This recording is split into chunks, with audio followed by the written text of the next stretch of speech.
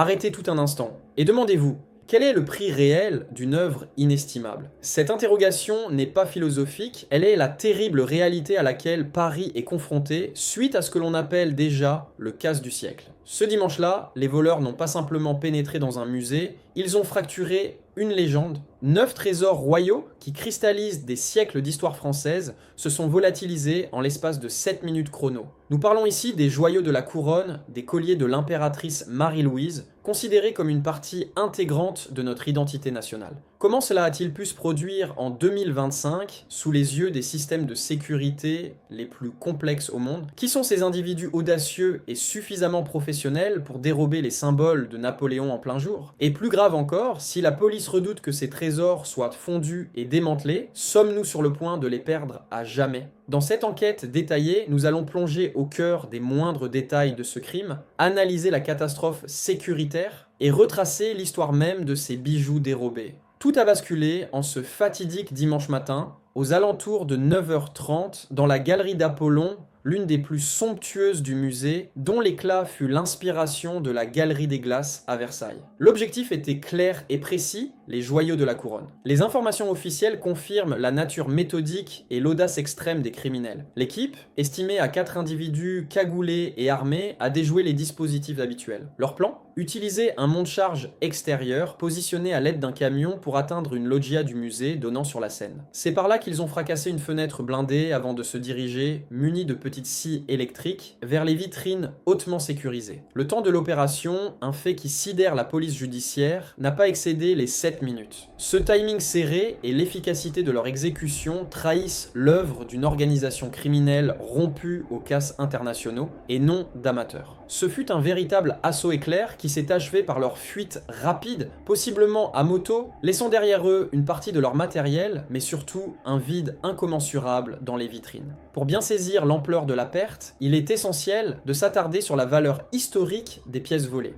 Nous ne parlons pas de bijoux contemporains, mais d'objets qui racontent l'histoire de France. Parmi les 8 pièces dérobées figure notamment le collier d'émeraude de l'impératrice Marie-Louise. Qui était Marie-Louise? Elle fut l'épouse de Napoléon Ier. Ce collier, composé de 32 émeraudes et de 1138 diamants, n'est pas seulement un chef-d'œuvre de l'orfèvrerie impériale, il est le témoin des fastes et de la puissance de l'Empire. De même, la disparition du collier de saphir de la reine Marie-Amélie nous renvoie à la monarchie de Juillet et à la maison d'Orléans. Ironiquement, et par une chance inouïe pour l'histoire, les voleurs ont échappé de peu à 2 autres trésors. Ils ont, en effet, laissé choir le diadème de l'impératrice Eugénie durant leur fuite, et ont curieusement manqué le diamant le régent, une pierre estimée à plus de 60 millions de dollars, qui se trouvait pourtant dans la même salle. Cet échec partiel soulève une question cruciale. S'agissait-il de professionnels ciblés ou d'une erreur de précipitation? Cette agression soulève inévitablement l'épineuse question de la sécurité. Comment le musée le plus fréquenté au monde, le gardien de la Joconde, a-t-il pu se montrer aussi vulnérable? L'analyse sécuritaire met en évidence des failles majeures et honteuses. L'une des principales hypothèses de travail est que les travaux de rénovation et de construction en cours autour du musée ont permis aux malfaiteurs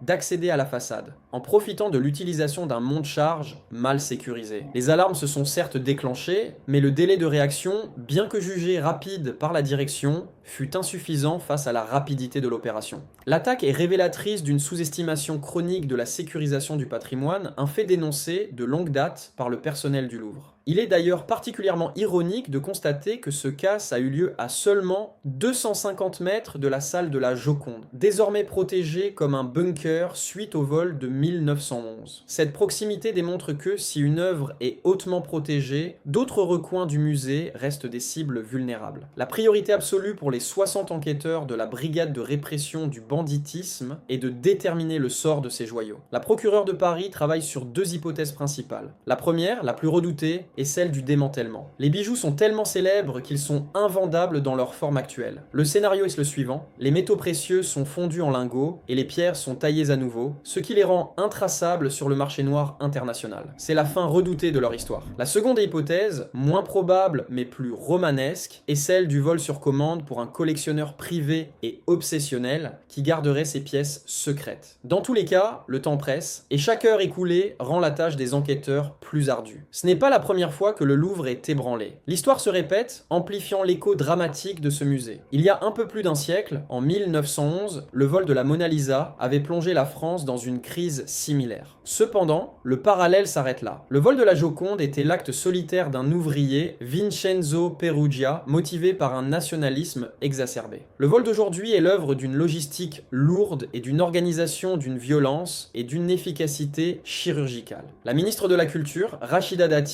et le président Emmanuel Macron ont fermement condamné cet attentat contre le patrimoine et se sont engagés à ce que les responsables soient traduits en justice. Le Louvre est fermé, les bijoux sont manquants et le monde attend. 7 minutes ont suffi à transformer les trésors de la France en preuve pour les enquêteurs. Ce crime n'est pas seulement un vol, c'est une alerte sur la fragilité de notre héritage humain face à la cupidité et à l'organisation criminelle. Après avoir analysé ces détails, selon vous, ce vol est-il la preuve de l'échec des autorités à protéger le patrimoine, ou plutôt de l'expertise démoniaque du crime organisé? Partagez votre analyse et votre opinion dans les commentaires ci-dessous, et pour ne manquer aucune mise à jour cruciale sur cette affaire ou sur d'autres reportages d'actualité majeure, assurez-vous de vous abonner à la chaîne et d'activer la cloche des notifications. Vous pouvez également visionner ici notre récit sur le mystérieux vol du musée Isabella Stewart Gardner, un casse qui surpasse celui du Louvre et dont les œuvres n'ont jamais été retrouvées.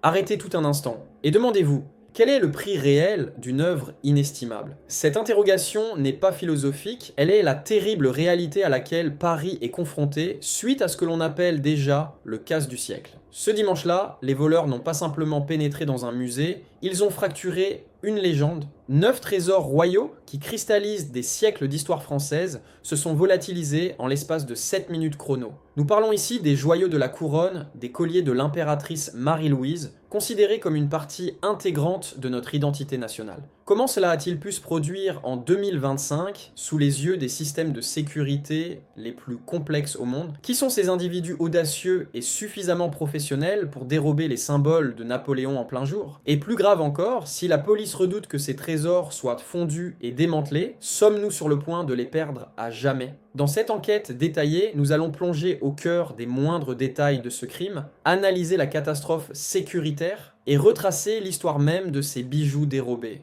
Tout a basculé en ce fatidique dimanche matin, aux alentours de 9h30, dans la galerie d'Apollon, l'une des plus somptueuses du musée, dont l'éclat fut l'inspiration de la Galerie des Glaces à Versailles. L'objectif était clair et précis, les joyaux de la couronne. Les informations officielles confirment la nature méthodique et l'audace extrême des criminels. L'équipe, estimée à 4 individus cagoulés et armés, a déjoué les dispositifs habituels. Leur plan? Utiliser un monte-charge extérieur positionné à l'aide d'un camion pour atteindre une loggia du musée donnant sur la Seine. C'est par là qu'ils ont fracassé une fenêtre blindée avant de se diriger, munis de petites scies électriques, vers les vitrines hautement sécurisées. Le temps de l'opération